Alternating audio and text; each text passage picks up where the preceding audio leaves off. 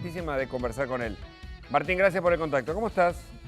Hola Hugo, buen día, ¿cómo te va? ¿Todo bien? Pero muy bien, sí. Me alegro. ¿Qué ves del efecto del plan o del superministro de Economía? Mira, más relato que realidad, ¿no? Había una expectativa muy grande que se había generado de tal vez Massa giraba a 180 grados, anunciaba, no sé, qué sé yo, tipo un plan austral, una convertibilidad, una cosa que cambiara de manera dramática la forma en que funciona la economía argentina, y la verdad que la sensación de todos los anuncios es que no anunció nada contundente. En muchos de los casos ni siquiera son anuncios nuevos, sino más bien confirmaciones de los ministros anteriores. Por ejemplo, todo lo que anunció de energía es la segmentación que había hecho Guzmán, digamos, con el agregado de que los que consumen más de 400 kilovatios no tienen cobertura.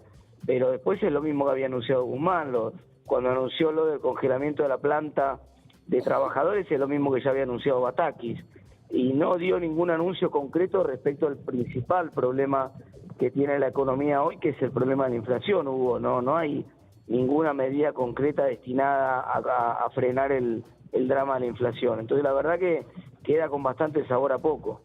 Y lo que dicen que es un acercamiento con el campo. Recién hablamos con el Vasco de Mendiguren, que dijo que el campo es el motor productivo de la Argentina, que van a llegar a un acuerdo.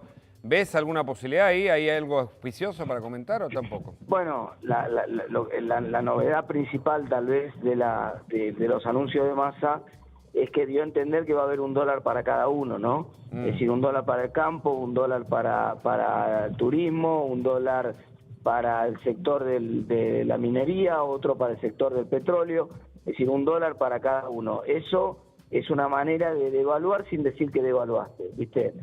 Ya lo vimos además en Argentina durante la década del 70 mucho, y algo durante la década del 50 también. Voy sacando cosas que se negociaban al dólar de 130 y te dejo que las liquides al dólar de 300. Bueno, esto está aumentando obviamente el oficial, ¿no, Martín? Eso es una devaluación de a poquito, ¿no? Está aumentando el oficial, creo. Sí, está aumentando el oficial, pero siempre viene aumentando un poco menos que la inflación, ¿no? Vos pensás que la inflación del mes de julio, cuando la publiquen y la veamos, va a dar probablemente cerca de 7%, va a dar un número altísimo, y no está aumentando tanto el dólar. Está aumentando, sí, lo van corriendo, todos los días lo mueven un poquito, pero hacen esas micro devaluaciones, ¿viste? Lo que va a pasar ahora es que van a hacer una devaluación más grande, porque finalmente si vos producías algo y lo vendías en el dólar de 130 y ahora te dicen, bueno, lo podés vender al dólar de 300, bueno, eso es una flor de devaluación. Correcto. Dos últimas, Martín, sé que tenés poco tiempo. La primera es, ¿Argentina puede conseguir dólares desde el campo y desde algún otro préstamo? Porque los anuncios hablaban de los 5.000 millones de agricultura, ganadería y pesca, que son los habituales para esta época. Porque si sigue vendiendo el Banco Central para frenar el dólar, me parece que no acumula reservas. ¿Qué ves? No, por eso te digo, es absolutamente insostenible, y de hecho los anuncios de Massa no frenaron en absoluto la venta de dólares del Banco Central, ni la llegada de Massa tampoco. Los primeros datos de julio son bastante preocupantes, porque de los últimos datos de julio, primeros de agosto, son preocupantes porque viene vendiendo a un ritmo incluso más alto que el de la primera semana de julio. Y esto no es sostenible, obviamente, porque las reservas se acaban. Ahí tenés dos cosas que mencionaste vos, Hugo. Una cosa es la generación genuina de dólares, que claro que necesita Argentina, porque si no, no tiene salida ningún plan. Para eso es que aparentemente serían los distintos dólares estos de los cuales estamos hablando.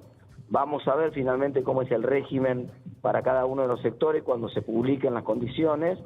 Si hay una corrección cambiaria importante, va a haber más incentivo a que esos sectores generen dólares de manera genuina. Lo de la deuda que vos decís y que traigan algún financiamiento extra, bueno, eso es pan para hoy, hambre para mañana, no resuelve el problema de fondo. Nosotros necesitamos que la Argentina genere más dólares de lo que gasta, no que alguien nos preste la diferencia, ¿no? Claro. Permitime la última de Belén, por favor, Martín, agradeciéndote.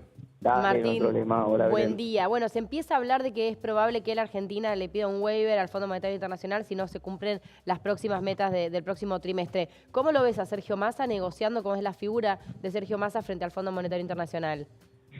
Mira, me parece que bien, pero no porque por ninguna virtud del ministro, sino porque el fondo está en una posición muy frágil, digamos, tiene que negociar sí o sí, no va a poner a un país en default 4 meses antes de que cambie el gobierno, ¿me entendés?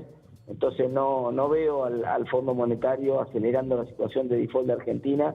Más bien lo que veo es que va a haber una renegociación. Por otro lado, esto es histórico. En todos los acuerdos que Argentina ha firmado a lo largo de su historia con el fondo, prácticamente no cumplió ninguno y siempre tiene algún tipo de renegociación hasta que finalmente se cae.